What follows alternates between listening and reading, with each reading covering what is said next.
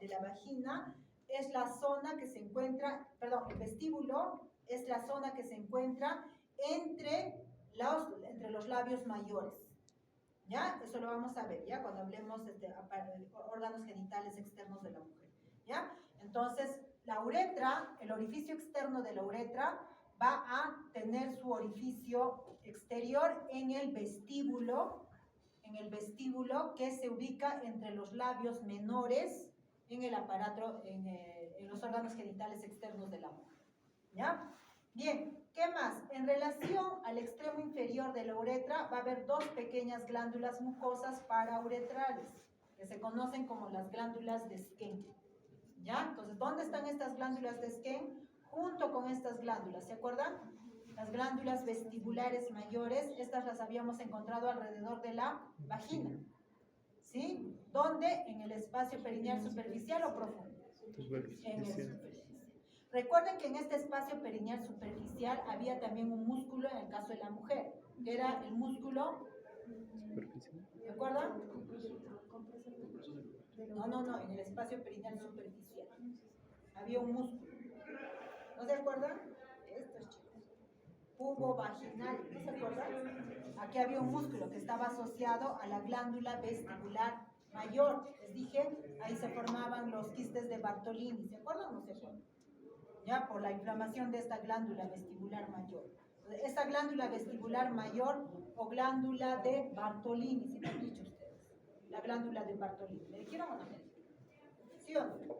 Así se conoce también como la glándula de Bartolini, se forman los quistes de Bartolini. Entonces, estas glándulas están alrededor de la vagina, ¿ya? Y alrededor de la uretra vamos a tener estas glándulas, que son las glándulas de Skene o glándulas parauretrales. Entonces, todas estas glándulas están en el espacio perineal superficial, en el caso de la mujer, ¿ya? Entonces, ¿para qué sirven? En este caso, lubrica la vagina, la mucosa de la vagina, y acá lubrica la mucosa de la uretra, ¿ya? Por favor, chicos, no se me estén olvidando. En el caso de la uretra masculina, ¿cómo es? Va a tener porciones, ¿no?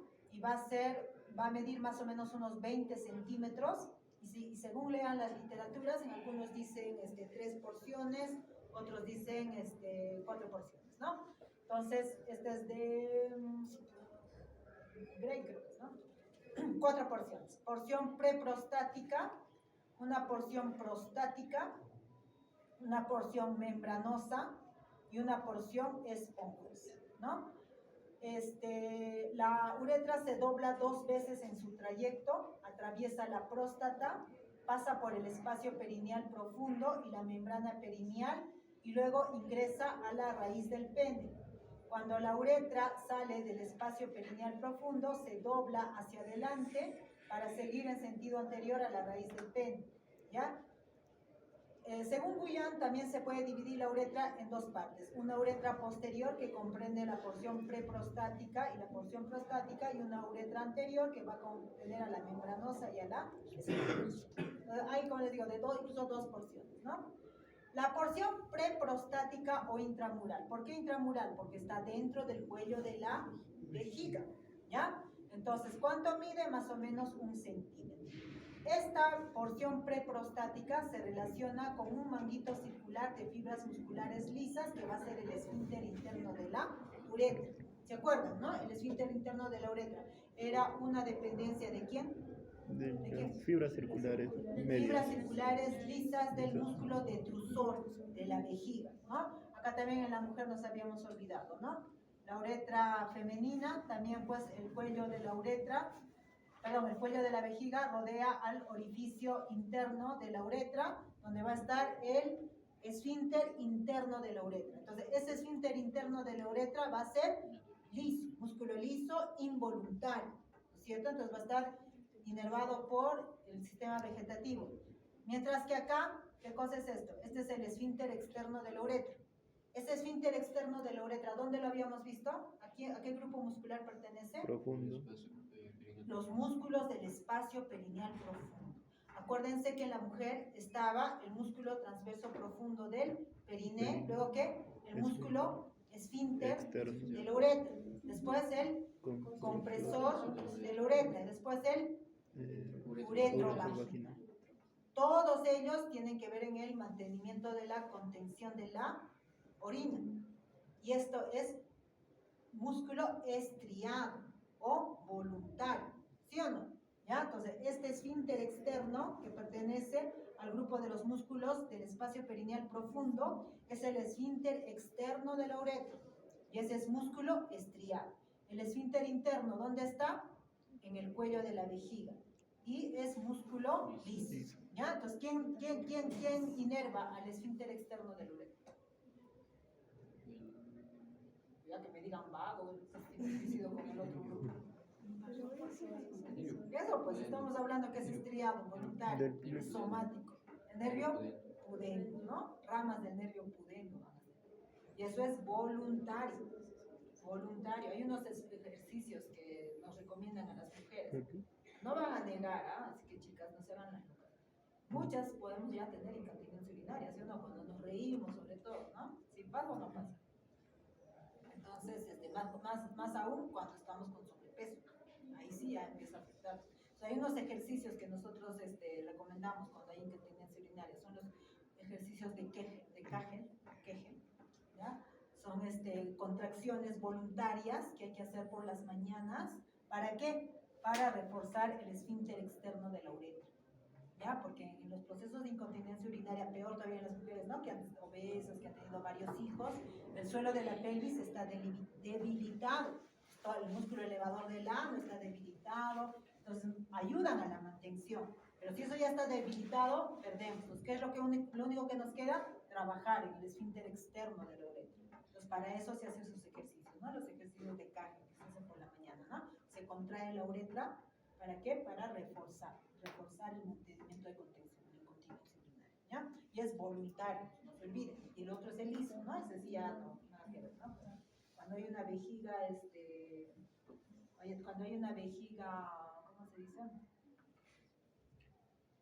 Ay, se me dio el nombre. En los pacientes diabéticos, por ejemplo, vejiga neurógena, ahí está afectado el músculo liso, ¿ya? ¿Por qué? Por la neuropatía diabética, por ejemplo, ¿no? Por lesión nerviosa del sistema vegetativo. Entonces, ellos van a tener incontinencia vesical, pero en este caso es involuntario. ¿Por qué? Porque lo que está afectado ahí es el esfínter interno, que es músculo liso. ¿Ya? Chicos, eso tienen que saber, ¿ah? Entonces, en el caso del varón ya habíamos dicho la porción preprostática. Entonces, en la porción preprostática vamos a tener al músculo liso con el esfínter interno de la uretra. Entonces, ese sí va a estar afectado, sobre todo en los varones, en las neuropatías diabéticas, ¿no? Ahí van a tener ellos incontinencia urinaria. Bien, luego viene la porción prostática. Esta porción prostática también es importante. ¿Qué más? La contracción del esfínter interno de la uretra, en el caso del varón, impide el movimiento retrógrado del semen hacia la vejiga durante la eyaculación. Eso es importante también que conozcan, ¿no? Eso sí va a ser control involuntario, ¿no? Entonces, esto sirve ¿para qué? Para que no haya un retroceso del semen hacia la vejiga urinaria. En el caso del varón, el esfínter interno de la uretra va a tener ese efecto también, esa función. ¿Ya? La porción preprostática, esta es la porción prostática, que está dentro de la próstata. Mide más o menos 3 a 4 centímetros. Esta porción prostática tiene su recorrido dentro de la próstata. Pero en realidad es como si alrededor de la uretra se hubieran formado varias glándulas, porque como vamos a ver, la próstata es un conjunto de glándulas prostáticas. Entonces son varias glándulas prostáticas que se van a formar alrededor de la uretra, ¿ya? Entonces, la luz de la uretra, saben que esto es músculo, ¿no? Músculo liso, ¿no? Entonces, la luz de la uretra va a estar marcado por un pliegue, este pliegue de acá al medio, ¿ya? Este pliegue es un pliegue de mucosa longitudinal en la línea media y en la parte posterior, que se conoce como la cresta uretral. Como esto es un pliegue, es un levantamiento, ¿no es cierto?, de la mucosa, a los costados van a haber depresiones. Esas depresiones son los senos uretrales.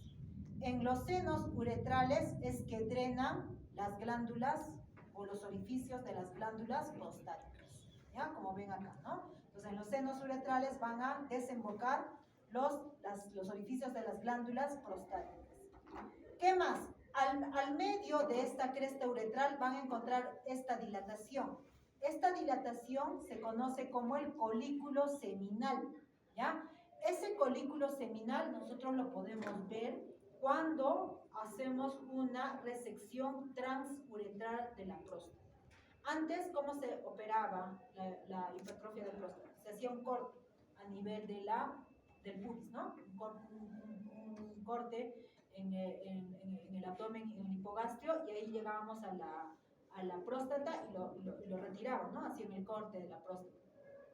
Ahora no. Ahora lo que se hace es una resección transuretral. ¿Cómo es eso? Ingresan por la uretra, ¿ya? Con un endoscopio ingresan por la uretra y tienen que atravesar pues todas estas porciones, ¿no? Ingresan por acá, atraviesan la porción esponjosa con el endoscopio, luego atraviesan la porción membranosa. Entenderán que la porción membranosa es aquella que traspasa la membrana perineal, ¿sí?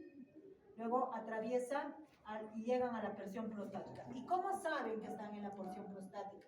Cuando ven el colículo seminal. Se ve como una crestita, como una sobresaliencia de color medio blanquito. Entonces, cuando ven ese colículo seminal, saben que están a nivel de la porción prostática de la uretra. Y desde ahí, pues, empiezan a resecar toda la próstata, ¿no? Empiezan a resecar, robar toda la próstata, ¿no? Entonces, es una resección transuretral. Entonces, lo van a ver cuando ustedes entren a una cirugía transuretral. Entonces, ahí tienen que ubicar el colículo seminal, ¿ya? Entonces, el colículo seminal es el engrosamiento, la parte más amplia de la cresta uretral. En el centro de este colículo seminal vamos a encontrar un fondo de saco, mejor dicho, un divertículo, ¿ya?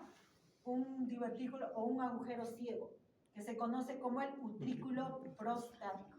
Entonces, muy posiblemente ese utrículo prostático ha sido el útero que no ha podido desarrollarse en el varón.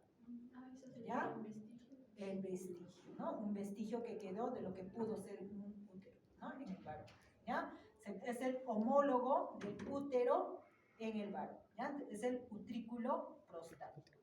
A los lados del utrículo prostático, en el colículo seminal, vamos a encontrar estas dos aberturas, que van a ser los orificios de los conductos eyaculadores.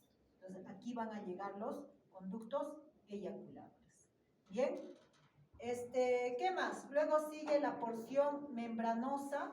La porción membranosa es la que va a atravesar el espacio perineal profundo y va a estar rodeado, tanto en los varones como en las mujeres, por el músculo esfínter externo de la uretra y por la membrana perineal, ¿no? Después sigue la uretra esponjosa. La uretra esponjosa, que está rodeada por tejido eréctil o cuerpo esponjoso del pene, aumenta de tamaño en la parte más inferior para formar la fosa navicular. Esta es la fosa navicular, ¿ya? Y también tiene otro engrosamiento, que es en la porción más superior de la porción esponjosa.